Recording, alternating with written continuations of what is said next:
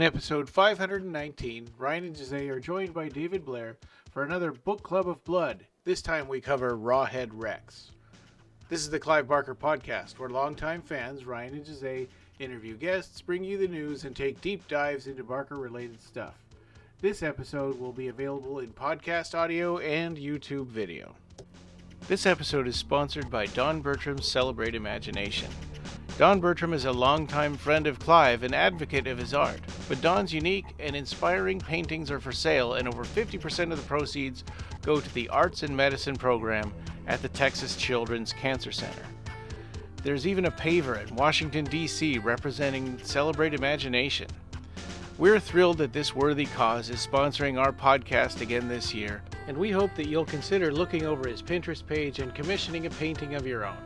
For commissions, Don requires no money down, and there will be no obligation on your part. You can also head over to the Etsy shop to buy one of his books, like A Chimney Sweep's Tale, Celebrate Imagination, or The Imaginaries. Follow the link in the show notes, or click on the side banner, and let's see what's new with Don Bertram today. Check out Don's most recent paintings, Self-Acceptance, Fireflies, and Waiting Room 2. Let's welcome our other sponsor, Ed Martinez, and his YouTube channel. Lots of great special effects videos and Barker-related content. What's the latest from Ed? We have a new sponsor. It's the Now Playing Podcast. Arnie, Stuart, Justin, Marjorie, and Brock host a long-running movie review podcast and have a comprehensive blog with book reviews. Check out this one on The Hellbound Heart. They've even written a book on underrated movies. They started in 2007, but the podcast really took off when they began doing movie retrospective series in 2009, like when they did Friday the 13th, or all the Stephen King movies. They've even covered Clive Barker movies in some Patreon exclusive episodes. Please check out the Now Playing Podcast, and if you love it like we do, you might want to help out their donation drive. Here's their most recent stuff. Their most recent movie reviews are Anacondas, Silent Night, Deadly Night, Anaconda, and Five Nights at Freddy's 2. Well, welcome. The Book Club of Blood is back. This is episode 519, and an episode that we promised to do, what was like a month ago? That's right. And we had several delays, and we ended up doing a couple of news episodes and taking a break one time, but we're here. Yeah. Oh, I wanted to tell David. you guys something really quick. And hi, David. It's good to see you again. Hello, guys. How's it going? Good to see you too. So last night I thought, maybe I should read other books besides Clive Barker. So I went to Fairbanks Book Club. It's called the Fairbanks Dark Minds Book Club or something like that. And we read this book, Snow, which is like... It was actually kind of, it was interesting. The monster I thought was a little bit convoluted. So it's like from another dimension and all these snowflakes come together. And when it gets close to a human, then it's got these scythe claws that can sort of materialize and stab into your back. And then it goes into your back through the holes that it put in your back and possesses you like it body snatchers kind of a thing. Wow. Who writes it? Who's the author? Ronald Malfi. Okay, cool. That sounds interesting. And typical internet planned events, we had 18 people that said they were going to come, and only 4 people showed up. Yep, that's usually how it goes. Yeah. Fortunately. I did get the Hellbound Heart put into the rotation, to be voted on for the March one. Yeah, let's see if that sticks. That would be great. Yeah, I wonder if I'll know anything to say about it. Yeah, I might have to read up on it a little. That's right. And that was our entire book club, completely narrated and spoken by Ryan tonight. Thank you. Yeah. Well, and this thing, we only talked about the book for like 10% of the time. The rest of the time, people were just talking about random stuff. So I don't know if it would be worth recording when we do the Hellbound Heart one, because it might not be, I don't know. There might not be enough there. We'll see. I'm sure there's going to be someone who's going to be like, I didn't like this book very much. It had too much like this, this, and that. Yeah. That's probably going to be too much for some people, I guess. But yeah, today we're talking about Rawhead Rex, right? It's a kind of a feral folk horror novella. For people who didn't read the title of the episode, Yeah, Notice all of the Rawheads on my shelf right there. that's right. The comic book, the Laserdisc, is that what it Yeah. is? Yeah, Yep. and And the the 4K 4K. Blu-ray and the Books of Blood Volume 3. I'll add to that the regular Blu-ray All edition right. of Rawhead. There's also a Nightbreed Rawhead Rex crossover too when they did Yeah, those yeah, comics. and that's like a Hmm. four part miniseries within the Nightbreed run. So I thought about putting those up, but I thought it would just take up too much space on my shelf to do that. Yeah. And that's a weird story too, because you can resurrect Rawhead by putting a Nightbreed baby in his mouth while he's Oh dead. yeah. Yeah. Yeah, That's the cover of that issue. Yep. That's yeah, weird. Yeah, those comics went some wild places. That's true. yeah, yeah, Yes, they did. It's this feral folk horror novella about an entity, right? Like an yeah, entity from before man had supremacy over the land. yeah. Um, A wild man of the forest. Yeah. yeah, The yeah, definitely. ancient primordial forest of Britain before man got there, it was all just forest. Yeah, Right. With and every good forest has a top predator. In this case, it was the race of the monster we're going to talk about with the name Rawhead Rex. It's never yeah, told the name of his race originally. This particular one inhabited the area of what became the English village of Zeal. yeah, So the people from Zeal are lovingly called zealots in this in this yeah, story, which kind of yeah, it's a little bit tongue in cheek, right? Uh-huh. yeah. Little on the Well, nose and there. Ron Milton, right? Yeah, his name is Ron Milton, and he's moving from London because he wants to live in this sort of quaint town, and they're there to look at houses and, or no, I think, or they've decided to move there. I think. Yeah. They're in the process of remodeling Yeah, and they're dismayed by the lack of progress. Yeah. yeah. So he's The not a sympathetic character in the same way as the movie, right? This is Right. sort of a backdrop of like, it's kind of another way of seeing invaders, right? Because like Rawhead Rex is an invader on the current time there, but he's sort of an invader of the modern world coming to modernize their Yeah. town. They talk yeah, about how these people, what they say, it was like 40 miles away from London. So it Yeah, was far enough away so you could go out to the countryside, but close enough so you get back. And it's a day trip. yeah, And all these day trippers are now wanting to move there. And they're buying land and they're building the big houses. And now they're wanting coffee shops and a little slice of the city. But all the zealots are like really not happy about yeah. being invaded by these people. But at the same time, their economy is sort of supported by it, so they have a hard Yeah. time refuting it. Yeah. it's a little bit about the how the memory of the countryside sometimes ends up being erased by, and this happens all over older parts of Europe, right? Where there's like aging populations and people kind of die off. And when they die off, they take their traditions, their local traditions, and the people from the cities come and take over their properties. It actually says here in the beginning of the story that acre by acre, Mm-hmm. the weekenders were starting to take over the city of Zeal. And Yeah, it's when we forget the story and the history of where you live that you forget about the mythology and why some things are done the way they are done, why some yeah, lands are left fallow instead of being cultivated. yeah. Why I um, was your just gonna say bar is that's a called the really Tall good. Man. Yeah, and that's a really good example about the son or the grandson is like, why do we just have this big stupid rock hogging up space that I could have crops in, and we didn't have a very good year last year, and if my farm's going to survive, I need this field also. yeah, And yeah. so it's kind of like that, that used to be a really, really important tradition to leave that thing alone. Mm-hmm. And over the years, they just sort of stopped talking about it, and then it became sort of a legend, and then it became nothing. It's like I don't even Mm-hmm. know why we aren't using this, that we aren't moving this thing. Yeah, the letters on the rock are faded away, so it's not like the whatever warning was on the rock that he finds in his field, the message has long been erased by the elements. So there's no way for him to know what's coming. But this farmer, Thomas Garrow, yeah, he starts thinking about, this is the 3-acre field that was always left fallow. And then he starts thinking, I don't remember ever seeing this place ever get cleaned up or plowed anywhere while I was alive. And I think my dad probably throughout his whole life, he never really cultivated this. And I was like, that's crazy. Like you said, Ryan, nowadays it's like, hey, he had a bad year. So now he's got 3-acre field that he can plant with lots of stuff to make a little bit more money. Mm-hmm.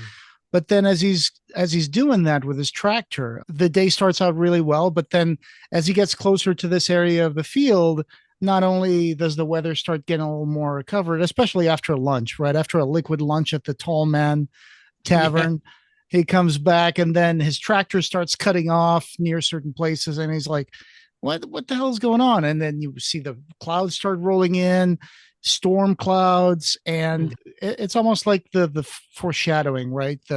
Everything is becoming darker as he gets closer to where Rawhead is buried. One of the things I think it's cute is that they say that that land was left fallow because they said that no crop would ever grow on it.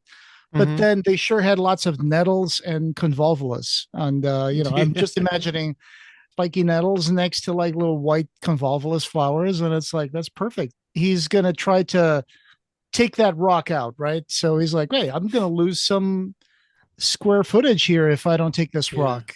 And he mentions that he can't afford to let 3 acres fallow anymore. Yeah. Like his grandfather and father. Now times are tough enough where, that every inch of the land's got to be producing. So he really goes out there with gusto and zeal to get that rock out of the way. He's pulling and starts. Now I'm trying to remember and make sure that I don't confuse it with the movie. He there was a jams the crescendo shovel in there, right? And the shovel gets pulled down. Yep, that's the book too. And then this sort of gas cloud comes shooting out, and just a stench of Rawhead being in there for centuries, and makes him throw up. Yeah, and then the power overtakes him because now he can't let go of the shovel. Something is willing him to pull the shovel. And it's actually Rawhead knew somebody was digging him down, and he got hold of the shovel, and he was actually willing the human to pull him out. Yeah. He says he starts becoming kind of a one-track mind guy, right? Mm-hmm. There's a part where he's saying like he's kind of yelling at profanities at the rock, and he keeps trying to dig it, and he becomes sweatier and sweatier and more worked up, and it's almost like an act of intercourse making its way towards completion. That's like he just keeps on doing it. He's like he keeps pulling, and then whenever the stone starts to buckle, he gets that weird gas, right? That's when it says that Thomas knew this moment well, the splitting earth, the hand, the stench. He knew it from some nightmare he'd heard at his father's knee, which a little bit brings that there might have been stories about this thing, or maybe he's just talking about the monster under the bed, the most, basic monster that we can. Well, maybe he should have listened to the whole story, Don't move that rock. And then it moves a little bit the point of view towards the Rawhead and his hole, like that he immediately, he immediately starts to think that he needs to get out of there. He needs to get out and conquer after so many years that he wants to taste human terror on his tongue. So he's out there to. So do you think a movie of Rawhead Rex is kind of doomed because we don't get the perspective of Rawhead? It's maybe tricky. if they could do it from his perspective. Yeah. It would have to be more a show, don't tell. He's probably not really thinking in English, right? He's thinking in his thoughts or his language. Right. His flashes or whatever he has. That's the real bad thing about making something from a book to movie. You lose all that internal dialogue. Yeah. You would have, you have to show, not tell that part of from Rawhead Rex perspective of being dug out. Yeah, and he's scarier in the story only because his point of view is so self-centered. These people are just like dirt beneath my feet. Oh yeah. Yeah. Yeah. One of the most interesting things that I get from like one of the flashes that we get from Rawhead is how he's remembering, his scalp is covered in like little red spiders, running around, which you see when you dig up stuff. And also how for hundreds of years those little spiders had like crawled all over him and had driven him crazy.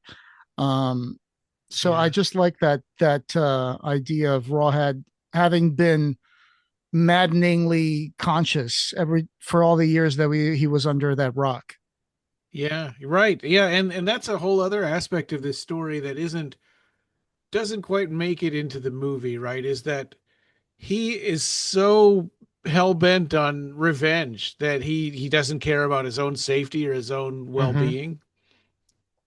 Yeah, And you're right. And I mean, can you imagine what it would be like to be buried alive for centuries? I mean, that's that's got to mess you up. I'm looking at the original script from Clive Barker from 1985. The title sequence would open actually with the peasants burying Rawhead for the first time. It would say the titles would appear against a background of primary colors, and then we would pull out and see these colors were part of the stained glass window mural. And then the design would show the scene from the Dark Ages where a group of peasants were burying the demon, the beast, with his teeth bared. It wouldn't be a live sequence, but it would be a sequence where it opens with that mural going from panel to panel to show us the peasants originally burying Rawhead Rex.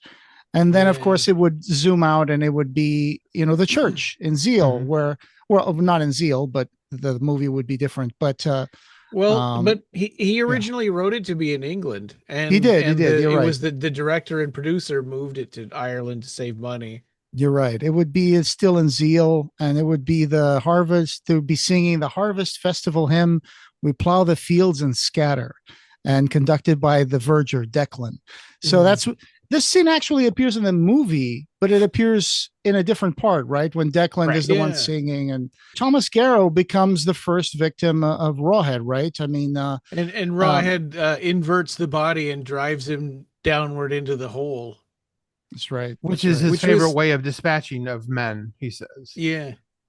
Yeah, and that's another thing that's really sorely missing from the movie is because like in the movie he just scratches him up and you find him laying there and he's all scratched up and right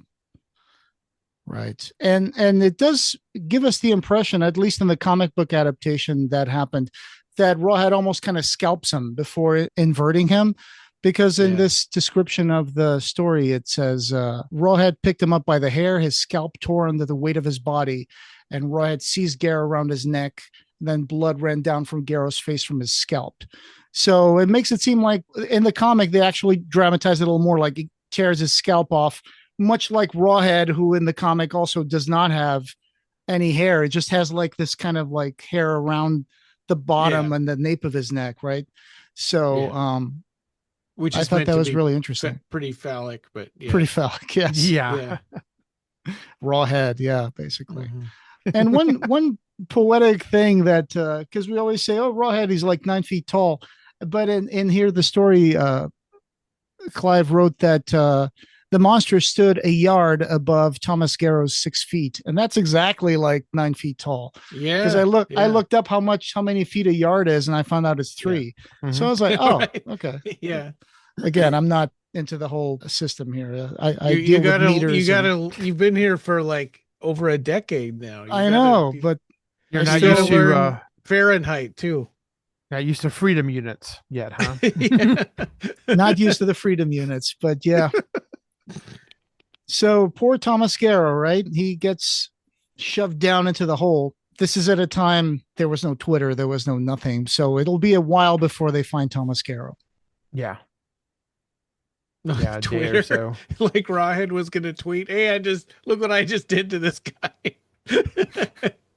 Hashtag massacre in Zeal. I'm back. Rawhead is back. Yeah, right, really? Hashtag bring back the McRib. Anyway, But then it cuts briefly to the church. So the priest, Coot. Coot. That's right. Yeah. He's an old coot. Yeah. That's coot. So it just like the storm is starting to fall, right? Because when the Themyscira was digging, the rain started to fall. So now the priest is looking out and he sees like there's a big puddle right in front of the church that he thinks it's deep enough to drown in. He just goes back to like folding his vestments, and then it cuts to this barn, right? To this farm outside of the city, where this woman is trying to get a horse into the barn. And so far, all these beats are pretty much the same that we see in the script, and also that we see in the movie. So I'm sure that Clive expected a different kind of production quality for the movie, but as far as the story adaptation was done, I don't think it was that bad. Well, the real problem is the way Rawhead looks and the lack of creativity and you know, that's like, true. Yeah. So at the barn, right? The Nicholson barn. I forget the man's name. Denny, right? Rawhead takes Denny and throws him like 20, 30 feet up in the air. And so this guy's like flipping end over end and then smack on the ground and he's dead. I mean, can you imagine how terrifying how scary that would be to see in a movie? And why couldn't they have done that? I think it's more of a straight up monster grabs you, picks you up by the head, and instead of, I think they would need to have wire work for that, and I don't think that was in the budget. Back then, they would have been a mannequin or something. I was going to say, it'd been a floppy dummy. That, yeah, but how good would that look? It would be better than what they did. Because all they did was they just had him push him into a wall and chew on his neck. Right. Yeah. I mean, if you look at the creature design of the movie, is nothing like it's described in the book or it's even shown in the comic. No. Yeah, it's all this 2 rows of razor needle-like teeth coming out of the gums. Yeah, and they in the movie it's like just cat's claws. In the movie, it's not even close enough. Well, and they even said that they were having some kind of trouble with getting the teeth to retract on the mask, so they did the fingernails instead, which is stupid. Right. It looks dumb. Right. Yeah, you see the giant sausage fingers, and then those things come out like half an inch. Yeah, that's oh boy, that's. But something. The teeth. It was super cool in the story because he opens his mouth really, really wide, like wider than what a human could do, so that to accommodate these gigantic teeth. Because he can't close his mouth while they're unsheathed. Was it referred to like a moon face? Yeah, or a crescent of a moon with his head opening up with dark, tiny little beady red eyes. Clive said once that, frankly, I needed the money at the time as well. I wrote a draft and a half, and that was literally the last I ever heard of anyone.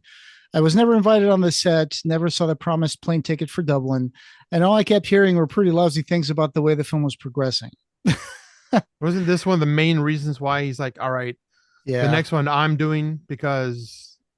Yeah, that's right. Oh, yeah, that's right. Definitely. That's right. Well, and this was the second time he had worked with this film, with this director. And the Green Man company.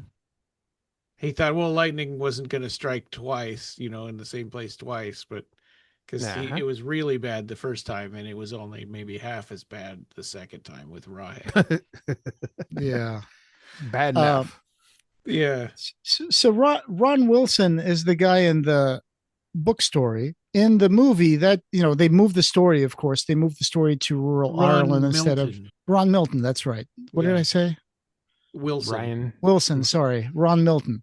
In the movie, it's Howard Hallenbeck, and this guy is going to rural Ireland with his family to research genealogical research or research of religious things or whatever. He's trying to come up with something because he wants to check the church records, right? And I think that Ron Milton is not really a main character, not in the way that Howard Hallenbeck is, right? I think Ron Milton is just another one of the characters that the narration that splits between. So you've got Ron Milton and his family. You've got the Reverend Coote and Declan Ewan, Declan Ewan, and You got the police. yes, Thomas Garrow, and then Rawhead itself is the main he's the thing through line driving through this. the whole thing. Yeah. Everybody else just kind of comes and goes, but the Rawhead is constantly through it, all of it. Yeah. But before you were talking about the scene where Rawhead kills the horse in the barn, and before that, we find a little bit more about the way that Rawhead thinks, right? The way that this embodiment of primal masculinity reacts when faced with femininity, because there's a woman trying to bring the horse into the barn, and the horse is freaking out because it can probably smell that Rawhead's in the barn, and she kind of whacks him and gets him in there, and then just about the time that she walks into the barn with a horse, she kind of feels like her period is coming in, and she's like, she feels like that pain in her lower abdomen, and she needs to go home and change. And Rawhead is like looking at the horse, but also looking at her like, I can't touch her. She's at the time of the month, right? Because when you look into anthropology and stuff like that, you find out that sometimes some tribes would put the women that were menstruating in like huts that were on stilts, so they wouldn't touch the ground, so the blood wouldn't fall on the earth and make it barren or something, which is kind of weird. But so there's this clash between this fertility, and it's a threat for Rawhead, right? Rawhead is his only worry is about conquering and consuming and eating and taking over things. Well, it's like this Jungian concept that male and female are a spectrum, right? And so Rawhead is like, what would happen if you had a person that's all the way as far as you can go on the male side, on the masculine side, where it's like it doesn't know how to emote, it just takes and rapes and brutalizes, destroys, where it's like there's no communication, there's just the appetite and the need for immediate gratification. And I think like Clive has examples in other stories of a female version that's sort of like that, like Immaculata and her sisters in Weave World would probably be if you're all the way, or like Sacrament, right? You've got the Rosa McGee and I forget Jacob the man's Steep. name. And Jacob Steep, right? They're unhealthy opposite extremes of masculine and feminine. This Rawhead, we get a little bit of a glimpse here that what he fears is femininity. At the end of the story, we'll find out that's what gets him under control. And also, he's going to bring out like the animalistic in the population of Zeal too, especially as the story continues. Well, it feels like it brings out an ancestral memory in them. So like maybe they don't personally have experience with Rawhead, but something inside of them knows that this is an ancient enemy of theirs. Yeah. I like the way that after Rawhead kills the pony, he's like sitting there with the coils of gut and stuff, and he's like trying to plan how to take over the world. And it says he wasn't a great thinker, too much appetite had overwhelmed his reason. He lived in the eternal present of his hunger and his strength. It's just beautiful, like the way he writes this, feeling only the crude territorial instinct that would sooner or later blossom into carnage. So that's just how Rawhead operates there. So it's like at that moment when you're reading about how he thinks, you kind of know at that moment this is not a kind of a creature that can survive in our world. Not anymore, right? Maybe in the old times from his time, but now no. Yeah. It's not going to last. So now that we know what Rawhead is capable of, right? It's capable of killing man and beast, and is afraid of women. We cut to Ron Milton, right? Well, and we also know that so this was another thing that's different from the book. Instead of like finding the wife pregnant in the movie, right? He finds that she's on her period and he's freaked out about that. But before that, he eats her daughter in front of her. Yes. Yeah.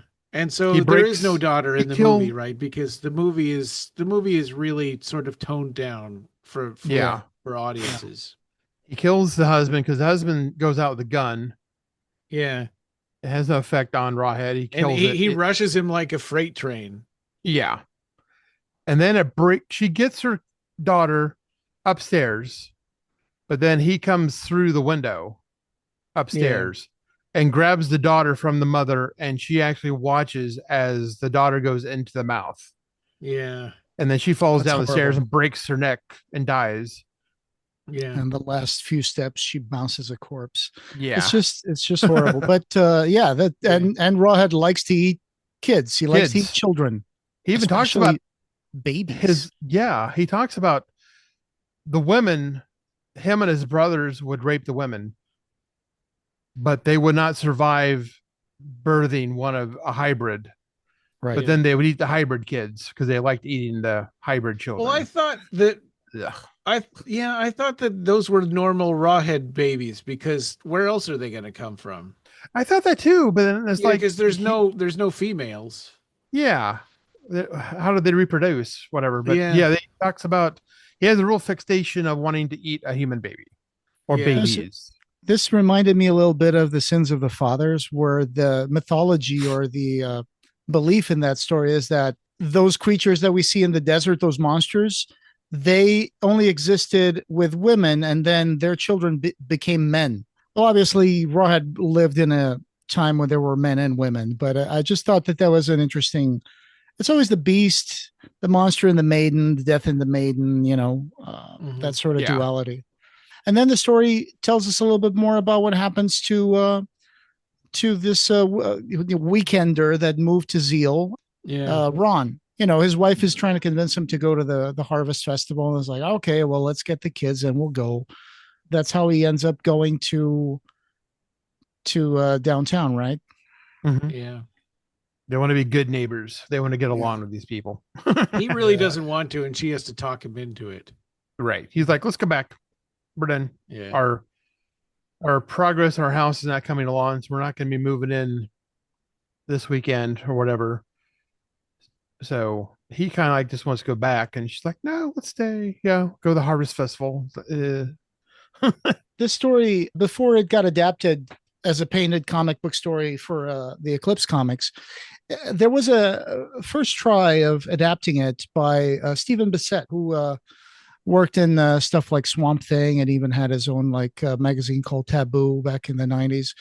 And there were some designs and some sketches of Rawhead that he created, and those were much more in line with what we see, what is described in the story. Like David was talking about, the double row of teeth that kind of came out of the gums, and stuff like that. So I'll add that to the show notes so people can see a gallery of work of those sketches where they can see how that was originally going to be done. Unfortunately, this was around the time that I think Eclipse Comics was going bankrupt. So there's an article that I found that I'll also post to the show notes that explains why that never happened. The comic isn't as well known as the other comics, and it doesn't seem to be as plentiful. If you go looking for it, you're not going to find a lot of copies of it out there for sale. Too. It was the last one that I got, and at the time that I was collecting these this was around the time that eBay just started. I remember this one was like $60, and all the other ones were, normal comic prices. Yeah, it's still like that now. Yeah, that was adapted by Steve Niles, and artist was Led Edwards, who worked on a lot of covers for stuff by Clive Barker as well, and Hector Gomez. And I think that graphic novel came out with not just Rawhead Rex's story on it, but I think it had another one, Twilight at the Towers, the story about the werewolf spies thing. That's a really weird one. I haven't read that one in a while. But Twilight at the Towers was also adapted in the same issue as Rawhead Rex and illustrated by Hector Gomez. Oh, yeah, I guess it is. Yeah, that's right. I'd forgotten that. Yeah. So they fit another one, but that one is the other one. The second story is a little shorter. Pretty gruesome. Yeah. Yeah, that's really good looking there. Then we cut to a part where Coot and Declan are talking a little bit about the festival, right? And they're putting stuff away, and then all of a sudden with this chat, they're like, there was something weird that I felt in the altar, the other day, and like, oh, me too, it's so. This is another foreshadowing that something around that altar has some sort of power. for Coot, I think it's when he was doing the morning prayer, he got a gigantic, chronic, painful like erection. And Yeah. and I think he's like, I won't claim it was our Lord God, though he wanted to believe that his God was Lord of the hard on. But he said that something happened and he felt it. The spirit moved me. The spirit moved him. That's something that they can't really effectively describe in the movie. Yeah. Because he's not going to talk about it, right? He's only going to think about it. He's not going to say. Exactly. That's right. When they show it in the movie, they showed Declan, the verger, putting his hand on the altar, and then his kind of face gets all distorted, and it looks like we're seeing like this predator kind of vision through the grass in the forest and all that. But in the story here, of course, Declan is a big fan of Zeal's history. He's kind of like, so he tells the Coot that there's been a settlement here for many centuries before the Romans were even here. And it's like, so there's the wild woods, and there was a forest where you could lose a city in, full of beasts. And the priest asking, like, what, like bears and stuff? And like, no, like before Christ, before civilization. And they survived all the way into the late 1400s. Yeah. So that's the story that he comes up with. So Declan knows what the story is behind this. And although he has no assurance that he does have this knowledge, so he almost has a secret knowledge that not a lot of people have. Well, that's an interesting part of the movie too. Is that the Declan, and his name was like O'Brien or something in the movie. It wasn't Ewan, but the Declan in the movie, there was this whole subplot about the parish records and him finding them and reading them all, and then hiding them. So and telling Hollenbeck that he couldn't find them or whatever, or they're not there. It's weird because it's like there are all these fantastical records of monsters in the forest and the people of Zeal burying them or not Zeal, but whatever it is in the movie, I forget. And Coot never bothered to read those, and all the time that he worked there at that church. I would think that would be like the most interesting thing in the whole place. Yeah. Plus, they're stained glass windows showing it, so you'd think they would be pique somebody's interest, at least to know. Yeah. Right. But so Declan tells the priest that there was something carved in the altar, that he saw it once when he was like changing the tablecloth, the altar cloth, and then he tried to touch it, and then he shows like that he got a burn in his hand. That's like, it doesn't hurt. So he's the one who tells the priest that there used to be this creature, Rawhead, whose head was huge, the color of the moon, and raw like meat, and it ate children. And after that, they cut to poor Thomas Garrow's cow kicking in a gate because nobody's milked it in 24 hours, and someone going up there to see what's going on, and they find Thomas Garrow like stuck in the field with his little legs being pecked at by birds. Yeah. And that's the first murder they discover. Yeah. Yeah, and in the movie it was the other way around. They found the Nicholson barn first, and then Thomas Garrow after. And so they call Thomas Garrow the second murder in the movie. That's right. That's right. In the story, when he's running the tractor, he's like looking at seagulls that are flying around, coming probably from the shore or something. And then later on, those same seagulls are the ones pecking at his legs. Yeah. They'll eat anything. Yeah. Peck to the bone. So yeah, there's Detective Sergeant Gissing that comes from London to have the investigation. And then because they never had a murder there before, so they need outside help. Yeah. Right. And so they're at the hotel, and Ron Milton ends up talking to the detective sergeant, and I think that's how he gets involved in what's going on for the first time. Yeah, he talked about how he doesn't like cops because he's kind of like a ultra liberal, doesn't like the authority. Yeah. So he kind of likes the fact that he's getting this cop drunk and the cops pumping him. He's pumping him for information about what's going on. Yeah, and there's a weird turn in this story where at first he wanted to just leave because like his house isn't ready. I just want to get out of here. And the wife wants him. It's like, no, if we want to be a part of this community, then we need to go to this harvest festival. And so now that something horrible and violence going on, he's saying we need to stay and help out with whatever this is. And the wife's like, no, it's dangerous. Let's get out of here. Mm-hmm. Yeah. So he's like, well, this is, you wanted to be part of the community and this is the community. We need to be here for this. Yeah. And the cop is talking about how definitely they're going to catch the person. And when they catch him, they're probably just going to end up being crying and sobbing because that's how they are. They're usually, once they're caught and cornered, they turn into just pathetic people. Yeah. Mark my words. Yeah, right. So he thinks it's going to be easy and murderers are not, criminals aren't smart. Right. Once they catch this maniac person, it's just going to be like a simpering whiner. Yeah. Well, and they also think it's like a roving gang at one point too, because no one person could have done all that damage. Yeah. Yeah.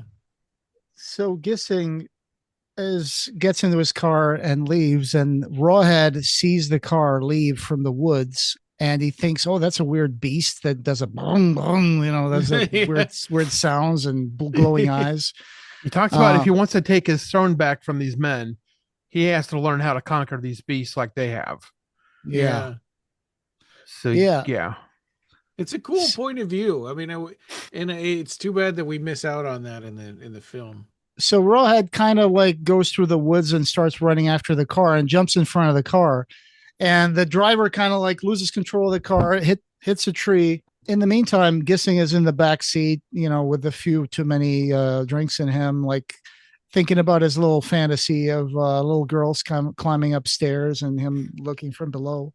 When Rawhead crashes the car, the driver dies, but Rawhead reaches into the car, gets Gissing, and grabs him and says, like, Rawhead puts a hand in between his legs to see his manhood. And it's like, not large, quite shrunk, in fact, by fear. And he ends up gelding Gissing. He so makes much the high-pitched scream that men make when they are gelded. Yeah. Yes, that's very unwittingly funny. Because it knows that if you geld the man, they can't make more men. So that's right. That's right. How they keep the population down. Is cutting down on the population, right? And then he notices this rivulet of gas coming out of the car, and some sparks happen, and it starts burning. And that's what he goes like, oh, the blood of these like weird machines or these weird animals can burn. So that's interesting. He learns a new and lethal lesson, which comes into play later. Yeah. This is when the horse pucky starts hitting the proverbial fan and zeal, and we start getting sirens and stuff. And the priest hears some sirens go around, like an ambulance siren, and is like, what the heck's going on? He goes out to take a look, and he sees something moving in the churchyard, right? Mm-hmm. Almost so fast he couldn't see it, but yeah. And then for some reason, he doesn't understand why he creeps and kind of hides behind some tombstones to see what's going on. Yeah. And that's where he like sees a giant. Yeah. I think he sees Declan kneeling before it, and then sees the splashing. Yeah. And then you find out that Declan's getting baptized by this thing. Yeah. Declan is like bowing his head in front of this giant prostate before it. And that's kind of a trope that you see sometimes in movies and stories, that the preacher who never really, they didn't really ever have faith because they couldn't ever see God, and then all of a sudden here's a thing that's real right in front of me, and it's like, okay, well, you're my God now. And I think the movie made too much of this weird sort of Scooby-Doo hypnosis that Rawhead would, his eyes would, spiral and like Gissing going, oh, for you. Yeah. Yeah. And I don't like that. I think that it's hokey, and I much prefer the book version in that he's being dominated because of the physical presence of Rawhead. Yeah. I mean, there's a bit of a cultist turn trope there. I mean, the Declan's submission to Rawhead is kind of abrupt, but Yeah. But I think it's this idea that ordinary people can be enthralled by the monstrous, not by fear, but by desire and desire for Yes. power, right? Yes. Yeah. And in the story, it does talk about there's kind of a not supernatural, but there is something about this being that it kind of has like a telepathy where it can kind of convey that to a person. Mm-hmm. Mm-hmm. Because I know the priest gets a little, like you said, they don't do the wonky eye Scooby Doo thing, but there is a thing where the priest definitely feels a presence in his mind. Yeah. That's right. He does. Yeah, yeah, yeah. And he has to kind of fight against it because he knows Yeah. it'll overwhelm him if it lets him. So yeah, this thing's more than just a beast. It is some type of primordial entity, like you said. Yeah. Yeah, something spills out whenever he's close and corrupts things. Oh yeah, Yes. and a beast couldn't survive for centuries being buried alive. True. Yeah. Right. But yeah, it's very ceremonial, baptismal, like we've been describing it. Yeah. So it seems almost only like only from Ewan's point of view, right? Only from the deck, because from Rawhead's point of view, he's just being disrespectful, isn't he? he's marking his property. Yeah. It's very animalistic to pee on something Yeah. to claim it, you know. Yeah. Yeah, that's true. That part, Clive at some point said that he didn't think that was gonna stay. He said once in 1987 in the British Invasion magazine, he said the same people did Rex and did a much better job with it. Actually, nice picture. I've seen it in rough cut. Well, this is him just talking because the movie hadn't come out yet, so they were trying. he's trying to give it a little bit of a buzz, right? It was looking very good. A nice monster, vicious. Children still getting eaten in it, which was very nice. The Baptist scene was shot. It wasn't the cut that I saw, but it will go. I don't believe urinating on Vickers will stay. And it did. It stayed. So for what it's worth, I guess the way it was shot, it's not really that shocking. It could have been done in a much more like weird way. It could have been done a lot more steamy. When we think about movies that could be remade, I think Rawhead Rex is kind of, for Clive Barker movies, is probably the top of the list.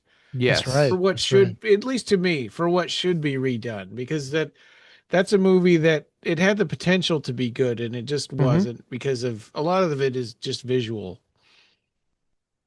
Yeah. Which definitely could be fixed now. You know, you could have a really decent Rawhead. Yeah.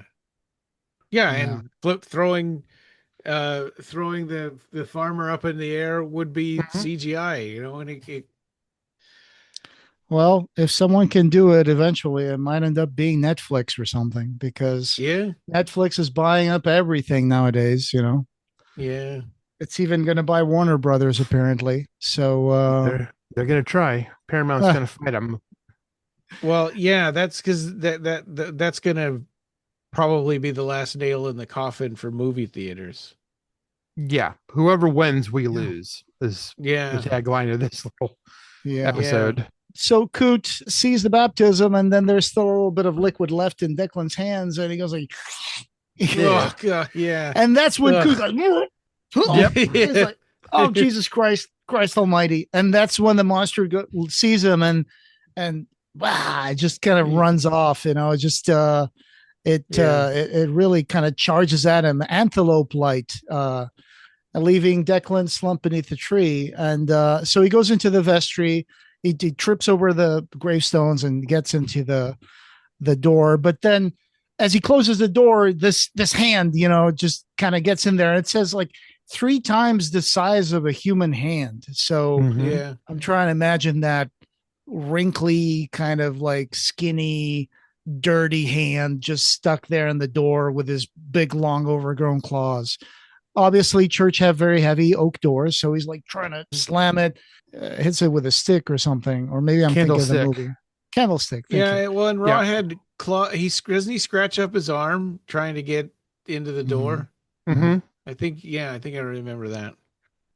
And even though he manages to sometimes confuse the movie with the and he does get the door shut, but he knows it's not going to last very long because it's already starting to splinter and break. Yeah. Yes. And this is where that part comes up that you mentioned, David. Like For a moment, the priest sees visions of himself naked and kneeling in front of the monster, a flurry of other depravities. So it's like the presence of Rawhead is like throwing his own brain into a bit of a turmoil. So there's a psychic attack going on there as well. Unfortunately, that's not going to work. And Coot ends up being overtaken by Rawhead. And there's a scene here coming up that's really close to the, because Coot was able to call the police, right? That's right. He was able to call the police first. That's why the cops arrive so quickly. Yeah. That's right. You're right. And so Rawhead's carrying him out the door, and they're like, shoot him. And he's like, I can't, I'll hit him. And he's like, he's dead already. Just shoot. Right, and that's pretty much word for word what happens in the movie. Yeah. Yeah. One thing that it's really horrible is that when he holds Coot, it shows that he shakes him a little bit, and this stuff shaking the priest like a little rag doll. Yeah, and the stuffing's coming out. Yeah. And the cops have guns, so he does end up feeling those bullets like hitting his body. So he kind of knows that there's something that can hurt him, right? Yeah, he feels the sting. It stings, yeah. Mm-hmm. There's a scene just before the cops arrive, after he's attacked and overtaken Coot. He's in the vestry, and he sees an image of Jesus, a broken man on a cross. And he sees that, and he thinks that that's not going to defeat me. That's that poor guy over there. That's not going to be, that's not going to be the challenger to my authority. Yeah. That he feels power, but it's not that. Yeah. There's something he knows there's something in the altar, but it's not the cross. It's not Jesus. There's something else, something older. Yeah. Mm-hmm. And after that beat, that's when the cops arrive, and that's when all that stuff happens. Yeah. That's when it kicks off hardcore. Because now all of a sudden, before that, nobody actually seen this thing and lived. Now the police are seeing it, and it's like, oh. Yeah. Yeah. Yeah, and in the movie, there's a whole like trailer park rampage scene that we're not getting in this, thankfully. Right? That's right. Yeah, it's almost like Irish Travelers or something. Oh yeah, it's their trailer park is just a clearing in the woods. That's right. Yeah. With a bunch of people, like a little community there. So Rawhead runs away after that confrontation at the church. He goes back into the hills because he needs to find a burrow or a cave where he can think this new problem and regenerate. Regenerate. Apparently, right? Something about the wild helps him heal too. Oh, sure. Yeah. And so he starts to see the town in the middle of the night. He sees the little lights. Meanwhile, Coot was not dead, right? Coot was still alive when the cops got to him. It says 80% of his body, of his bones had been broke or fractured. His face and neck were a maze of lacerations, and his hand was crushed almost beyond recognition. It was just a matter of time and inclination before he died. Yeah. So he's still going to have a little bit of a role to play in the story. He's going to end up in the hospital. Mm-hmm. But Ron is kind of getting a little invested on this whole monster story, right? So, like you said, Ryan, his wife is telling him that they should go out because there's a maniac on the loose. And he's like, well, I want to see if they can catch him, whoever he is. I want to know it's been cleared up. I want to see it with my own eyes. So he's going to put his family at jeopardy just to see how this, basically to rubberneck what's going on with this series of murders. Yeah. Right. Again, like not a sympathetic character at all. And the movie had a little bit of a little hint of the fighting between the husband and wife at the start, but it kind of fades away, and they make up, and things are all nicer and stuff. But the book's not like that at all. I mean, these characters they're not characters that grow and change and stuff through the course of the story. Right. Yeah. Right. Yeah. So they're like, well, at least let's get out of the hotel and let's go for a drive. So they go for a drive, and their daughter in the back seat says, she needs to go potty. They're outside. It's an empty stretch of road. It's in the middle of the day. There's no danger, apparently. We're thinking, okay, we're in the clear. Let's go behind that edge and just do something. And then, there's a little scream, right? It's a false alarm. Dead rabbit. Yeah, it's a Right. dead rat. What is the girl's name in the story? Her name in the movie was Minty, but I Debbie. can't remember what her name is in the short story. I don't She's remember. Debbie. Debbie. Debbie. Okay. Minty. Like, That's right. what a, Yeah, and the kid and her brother is Ian. Yeah. And yeah, Ian in the story and Robbie in the movie. Mm-hmm. So Ian is in the car reading a comic book, and Debbie went out with her mom to urinate on the side of the road, and it turns out, like you said, there was a dead mole in the edge of the field with his eyes pecked out by birds, and that's what scared the little girl. the dad's like, well, if we're gonna live in the country, we gotta get used to seeing stuff like this. Yeah. You know, come on, suck it up, little girl. Come on. Yeah, city kids, right? They're gonna have to Yeah. get used to this sort of thing. But so, of course, they ran to see what was going on, and then in the meantime, Ian is in the car reading his comic book, and then he's like, whatever. And then all of a sudden, it gets dark inside the car, and he's like, turns out that big monster is next to the car, and the kid's like, he gets so scared he can't even scream, and that big hand just comes to grab him, right? Yeah, and he wets his pants and wets the seed and stuff. Mhm. And then it describes what it feels like to have Rawhead dragging him through his own urine across the back seat. Yes. Yeah. It's And like, as- geez, man, it's so visceral and And as Rawhead opens his mouth to put him in head first, yeah. the kid can see his dad screaming, trying to run to him, and he knows he's never going to get to him because he never does, because he's had this dream multiple times where the monster gets him and eats him. Yeah, Rawhead just chomps him right on the head. Yeah, and he says that he smelled a smell like the smell of the dumpster behind the school times a million or something like that. Yeah. And in the movie, that is the most. It's kind of terrifying because they kill a kid on camera, which most horror movies don't. But it's almost laughable to see the Rawhead mask try and open up, try and fit this kid's head in that thing. It was like, what? Yeah. I can see why. Yeah, so poorly conceived, and even the stupid clothes that he's wearing. Why does he have shoulder pauldrons? And boots and stuff.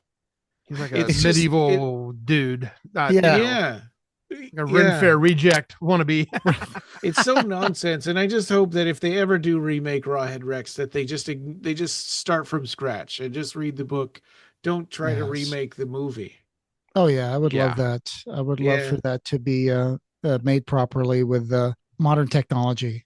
Ian gets eaten by Rawhead right in front of his dad, and even the wind carries his little flecks of blood that fall on a dad like a rain, and that's just horrible, right? That's such a absolutely horrifying experience. And they go to the police, but the police, they don't really believe him. In the movie, they first have the Hollenbeck guy see Rawhead on the crest of a hill, and then he goes to the police and says he saw a monster 9 feet tall, and they're like, well, you saw cattle. I was like, I know what cattle looks like. That wasn't it.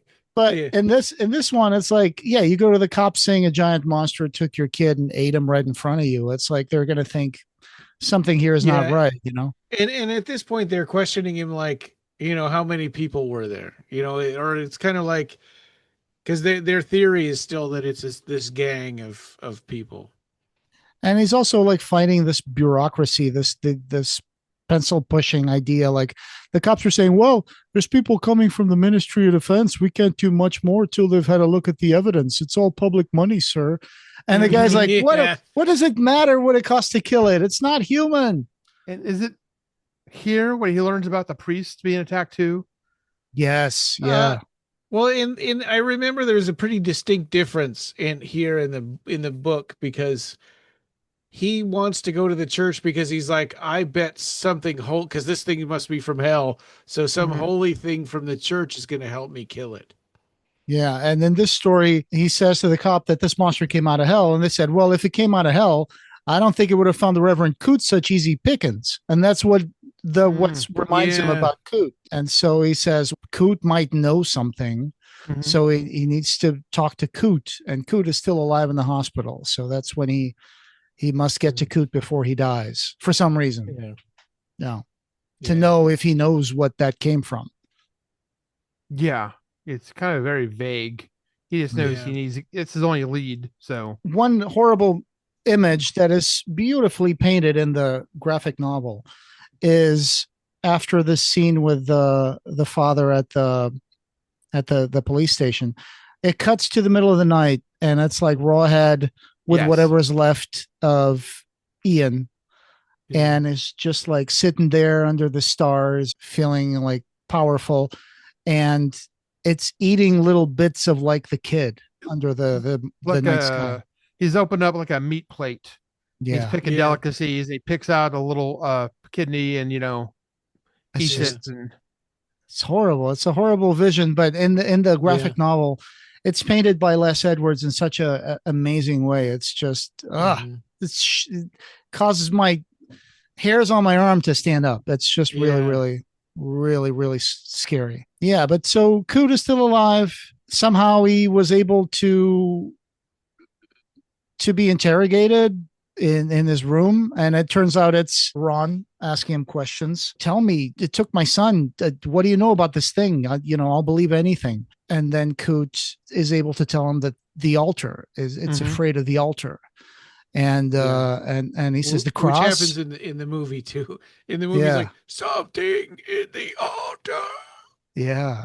And it's like, is it afraid of the cross? Like, no, not the cross. And then the priest dies. He dies. Yeah. Yeah. So, and that's what prompts Ron to run to the church to check the altar. And then when he gets there, that's when he finds Declan has been like destroying the church, right? Burning everything. He's breaking everything. Yep. He put a bonfire on the altar steps, and it's basically like complete chaos at this point. It's and nobody knows what's going on. During this, would Rawhead actually attacks the town? Yeah. And he tears open the cars to make them bleed and setting fire to their blood, and he gets so enthusiastic, and that he burns himself, and he can't. He's blinded himself. He's got like gummy eyes from the fire burning his eyeballs a little bit. Yeah. Right. So as this confrontation is going on between Ron and Declan, and Ron is beating up Declan, all of a sudden there's this bright light that comes in from the church windows, and that's when they find out that Zeal is on fire. Rawhead found out that the blood of these machines will set things on fire, and so there's people on fire, there's cars on fire, there's cottages going up in flames. And there was a real cop out. I guess that's sort of a pun.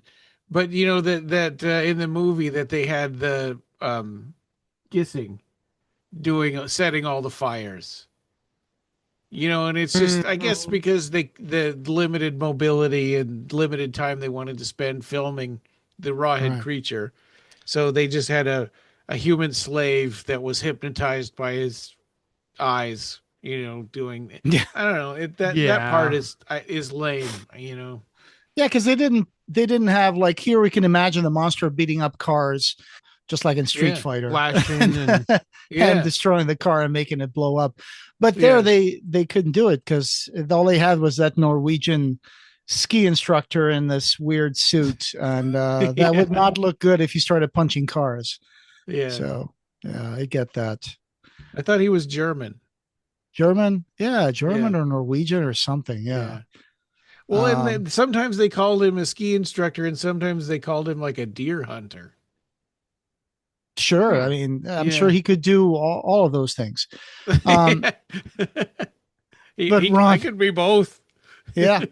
But Ron opens up the altar and finds a box, right? And when he finds the box and tries to grab it, his flesh starts seething, and he starts feeling like, all his muscles are like pumping, and his boner is hurting, and he starts feeling pain, almost like a shock that runs up the joints in both his arms. But he's numbed from it, and yeah, and it's an old chest. He can't get open, so he ends up smashing it. Yeah, to get what's inside, and he's looking for some the type candlestick, supernatural weapon. And all he finds is like this rock. And he's like, "What? This can't be it. There's gonna be something else in there. What's going on? I can't believe this." Yeah, but it turns out it's a relic. So just as he crushes that with a candlestick, he sees a police officer coming in, and Mrs. Blatter from the hotel that they were staying. And she's Mhm. got nothing on but like a robe, and she's naked. And she's an old lady. She's kind of fat and short. And then he looks at this old lady with her big breasts and her big, rolls. And he looks at the rock and it's like, that's what it is. It's a woman. The gravid Yeah. belly of birth and women Mhm. spitting the seed of life, destroying right. this monster and his brethren. And Yeah. That's right. It's And almost now- like if you ever saw that Willendorf Venus that was found Yes, in Germany. exactly. Yes. Yeah. And this is Yeah, where it's it an differentiates between the movie and the book. Because in the movie, he tries to hold it up and it doesn't doesn't. do anything. Yeah. And he gets smacked around a little bit, but then his wife picks it up and then it worked because only a woman can hold it and have the power. Yeah. Sure. In Yeah, the story, in the story, he holds it up and it cowers Rawhead. But Yeah. it doesn't shoot lightning bolts or anything. It's really a metaphor. It's a Right. metaphor for like society has been built up by this creative power of women, and this is what overthrew his kind and destroyed their Mhm. woods and all that. It's just the idea of people multiplying. It And has it's- the power. He gives it over Yeah. himself. Right. Yeah. Because he sees that and it represents everything he's afraid of, and also he can't see very well. Yeah, Right. it's true. Right. Yeah. That's one of the things in the story, the original story here, that at first the Verger is all beat up and he comes out and he yells out at Rawhead. It's like, here, get him. He's got it. And then Rawhead, like you said, like his face is kind of singed and one of his eyes is kind of like goopy Yeah. and burnt and he doesn't really see. So he grabs Declan when he hears, I'm here. And he grabs him. And instead of like, he probably thinks that he's attacking the right guy and he just kind of tears him into two. Right. Yeah. Yeah. At first, he doesn't know whether Rawhead is seeing what he's got holding up, but then he sees the fear in his eye, and that's when he starts advancing. Rawhead starts backing up, and the people start gathering around. Is like, come on, get him. And that's when, we see that the fragility of modern civilization, right? It's like you said at the beginning, there's almost like people are overtaken by this need to kill the monster, this almost like memory from deep within and start beating him up and pulling him down. This time there's It not going to feels be a lot more burial. grounded and realistic, right? That they beat him to death with basically shovels and stuff. Yeah. They kind of Dismember overtake him, and destroy it. Yeah. Totally. Yeah. Yeah. Little white human hands. Nails rake his skin. People took knives to the back of his legs and hamstrung him.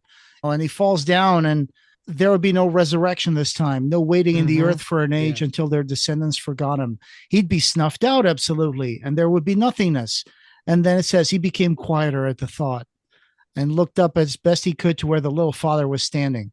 And then Ron is like, his face is now empty as the moon, just like Rawhead's face is large as the moon. Yeah. And then he's got the rock and he just smacks it on Rawhead's face and basically like brains him. But Rawhead does take out a few people as he's going down.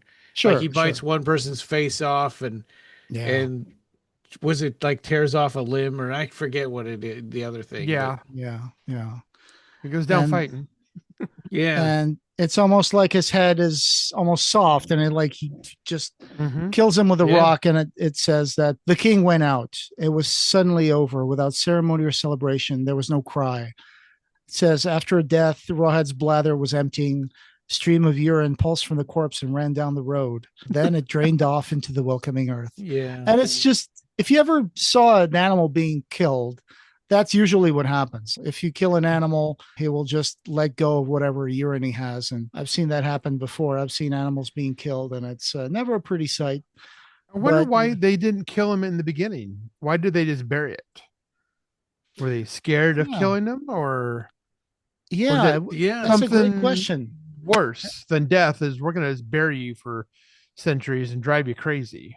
Maybe they thought that was a better way of taking out his power, like just making him go into forgetfulness, but still be somehow contained in his loneliness. But that's a great question. Why didn't they kill him? Yeah. Maybe they thought that he was also a part of that land, and maybe killing him would have broken the balance or something.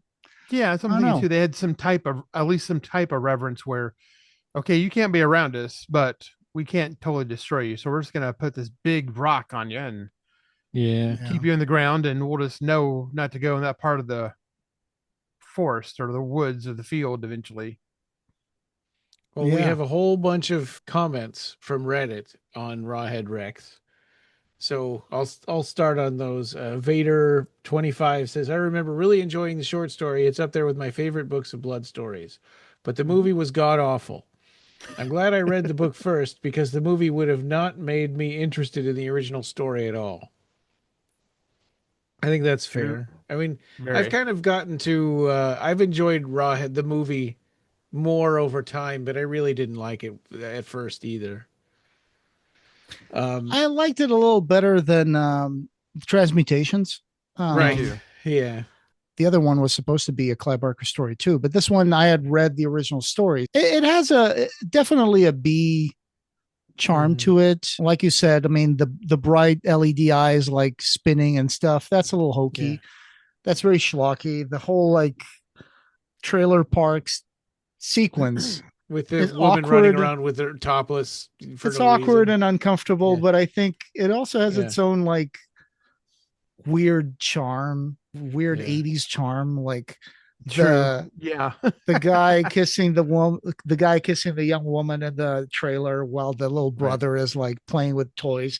And it's a small trailer, so they're all on top of each other. And it's such an awkward scene in the movie. It's like, Yeah. oh my God. And Like, JSH Sleepy 85 says, I liked the movie, although I saw it before reading. The book is obviously better, but the movie has a certain charm to it. Mhm. That's kind of like what you guys were saying. And Deleted says, I think it might be the most brutal story Clive ever wrote. Tim Speaks 72 said, one of the best short stories ever. I didn't want it to end. And Dark Samus says, we watched the movie while on holiday in a caravan during a gloomy October night.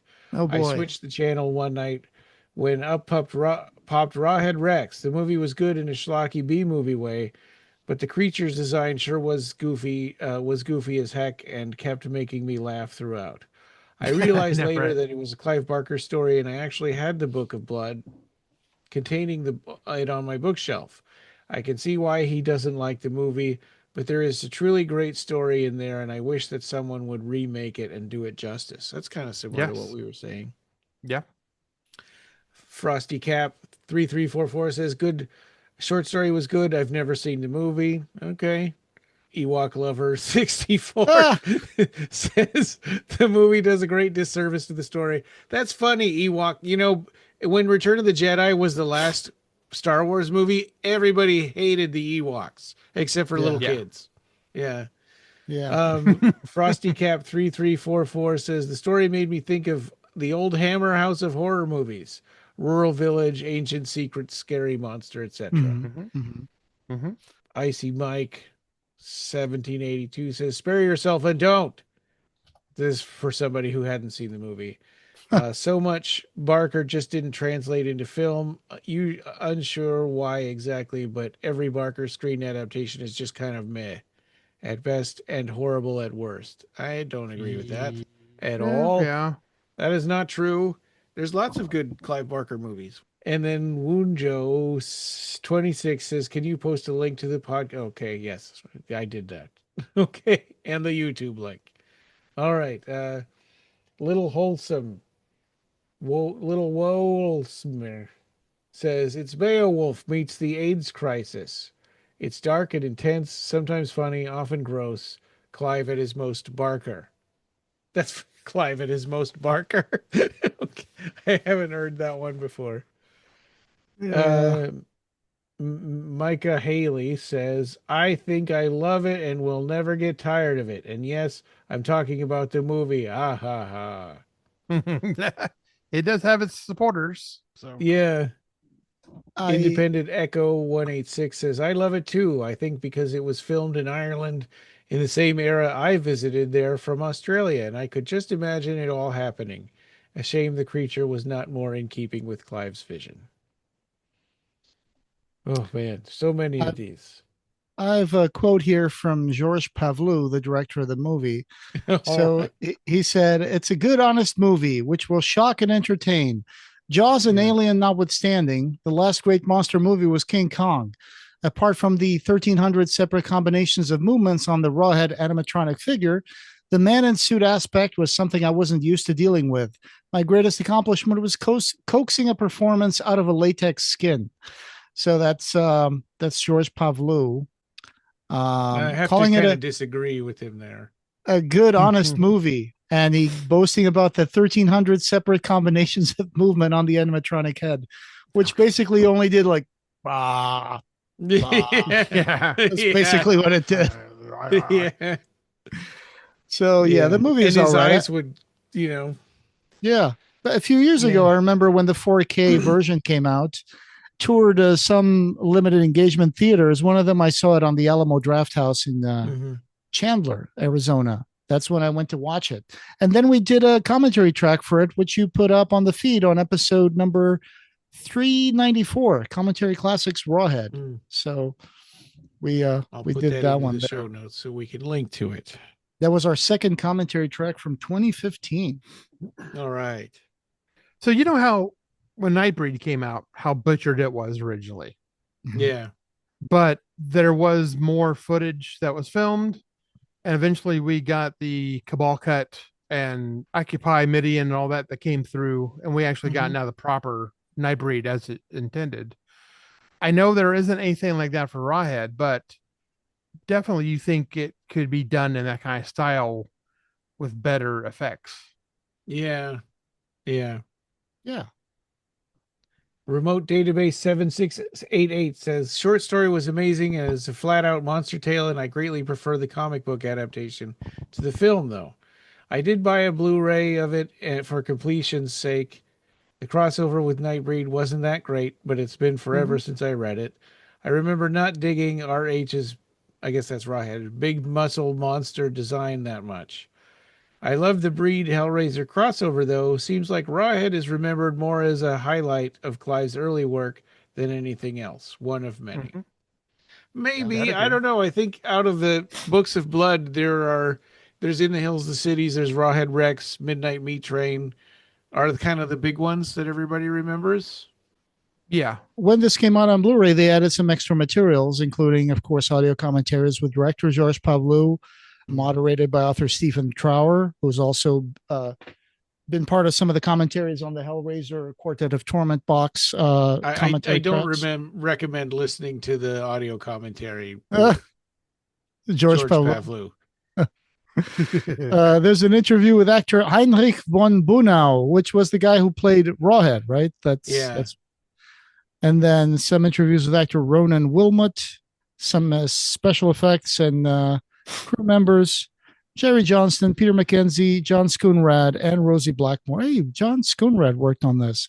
I'm friends on Facebook with him. I should probably ask him about this. There was some interviews with the cameraman and an interview with Stephen R. Bisette, co-creator of John Constantine.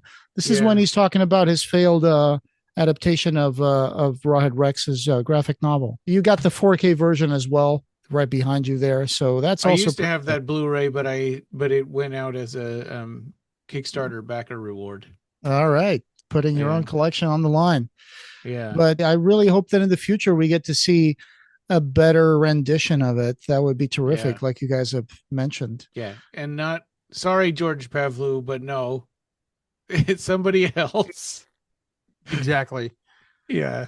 Exactly. Read this one out. Tap somebody else in. Red Dragon 2780 says, where do I begin? Rawhead Rex was a movie I saw on TV when I was 11 years old, and it scared the shit out of me. Years later, on a trip to New York City, I found the DVD at Tower Records and ended up buying it. That DVD got really expensive. Sure. Ended up buying it and watched it so many times that I can recite most of the dialogue from multiple characters to this day. The short story by Clive Barker is my favorite of his books of blood stories, and I'm trying to get my hands on a physical copy of the graphic novel. Yeah, that's like what we were talking about. It's not easy. You can find it on eBay, but not too many copies at a time. Yeah, usually like one or two, and pretty expensive too. Yeah, they really didn't make that many of them. is saying one of my favorite Clive Barker stories. Still yet to check out the movie. Zozo Haha says the comic is crazy. They It's wrote pretty it with a good. whole bunch of eights. Yeah. It's pretty good. That adaptation by Les Edwards, Yeah. really good. Blurry Sasquatch says, top to bottom, batshit insanity. I loved every moment of the deacon who became his thrall simp during the priest's point of view portion of the story. Mm-hmm. Jessic says, I think the movie would have been good if it had a higher budget, better gore effects, monster design, etc. Yeah. Sandy AOTA blah blah says Rawhead is an ambulatory penis, so the movie was never going to work. LOL. Yeah, he's like phallus dentata Yeah, instead of well, vagina I mean, dentata. he is, and he's. I mean, it's not that. It's Cut not and like dry. he's a. Yeah, I mean, yes, he's still a monster. He's not just a walking phallus. Right. Blonde Zombie 68 says, this was one of my favorite movies as a kid. My dad let me watch it when I was much too young, and it has stuck with me always. Oh, and then somebody named Rawhide Rex says, I think I'm okay. Because my question was like, what do you think of this? You know, what do you think of Rawhead Rex? And so this person said, I think I'm okay. Like Rawhide Rex. That's Yeah, a good Rawhide Rex. good And satirical I name. said, awesome. And then so Is Jeebus that the porn parody 556 of the? Yeah, right. Jeebus 556 says the movie was heavily censored. Apparently there was supposed to be a giant erection coming out of the earth. That is where Rawhead would emerge from. Then his head itself would be a giant penis. Additionally, he was supposed to sexually assault pretty much everyone in the movie instead of killing them normally. I thought the movie was pretty good, but definitely could have been better if they were able to get more movement out of the costume. And I'm sure it would have been a lot more intense if it were more faithful adaptation. So I don't know where he got this information on that first couple of paragraphs. It's not exactly right. I mean, I guess Yeah, it's kind of exaggerating. And definitely. Satan's sub says, story was great. The movie needs a remake with a budget because the movie sucked. And that was the last one. Yeah, It's funny how one thing about the movie, the creature design, really tanks the whole thing. Yeah, yeah, it really does. I mean, and the fact that it can't kill people the way it's described in the book. And Mm-hmm. so he just kind of shakes his head on somebody, and we're supposed to believe that he's eating him, and it just is like, Right. it's not anywhere near, because like in the movies, picking him up and his mouth is opening huge and he's biting the top of their head off or biting them in half, or he rips them in half, or he throws them 20 feet up in the air and they come down on their heads. yep. Yeah. Yeah, that is way more. That would be way more scary and sort of exciting to watch than what we got in the movie. I agree. I Exactly. agree. I sent you guys, and we'll add this to show notes to the Rawhead Rex Ghana poster version, Oh which no! which is called Rawhead Rex Evil Never Dies Horror Commando. So Oh no! Horror yeah, Commando. yeah, don't ask. That's Rawhead Rex. That was pretty decent graphic novel adaptation and excellent Yeah, story. And I think when it comes to the movies, maybe we haven't seen the last of Rawhead Rex. Hopefully, in the next yeah, 5 years or something, maybe we could see yeah. something else. Yeah, that'd be good. I want to take a moment here to thank our Patreon backers: David Anderson, Erik Van T Holt, Daniel Elvin, Amanda Stewart, Bradley Gartz, Matthew Batten, Bennett, Jesse, Clara Leslie, Timothy Raymakers, Terry Murdoch, Don Bertram Celebrate Imagination, Ed Martinez's YouTube channel, and the Now Playing podcast. So coming up next, I mean, really, I think this might be our last one for the year. I think we should take a holiday break and come back in January with the 2025 in review, and we'll talk about all the cool stuff that happened in 2025. David, do you want to join us for that one? I would be honored. Yes. All right. That would be cool. All right. And this podcast, having no beginning, will have no end. Thank you for joining us, and we hope you have subscribed or followed our podcast. You can find the Clive Barker Podcast wherever you find audio. Show notes for this episode, as well as news and reviews, can be found at our website at www.clivebarkercast.com. The Clive Barker Podcast, or BarkerCast, is an independent editorial podcast and blog that's not affiliated with Clive Barker or Seraphim Inc. This is a labor of love by the fans for the fans. You can chat with us on our Facebook BarkerCast listeners group, our Facebook page, Reddit, Blue Sky, or our Discord server. Have you already bought our book? The BarkerCast Interviews Occupy Midian, available in Amazon hardcover, Kindle, and Apple Books. Join our Patreon and become a patron to get access to exclusive stuff, pick an episode topic, or maybe join in the discussion. You can also buy a t-shirt in our TeePublic store. Just go to teepublic.com/stores/BarkerCast. Leave a voicemail for us on the SpeakPipe link on our blog and we might put it in the episode. Opening and ending music generously provided by Ray Norrish. Thanks for listening.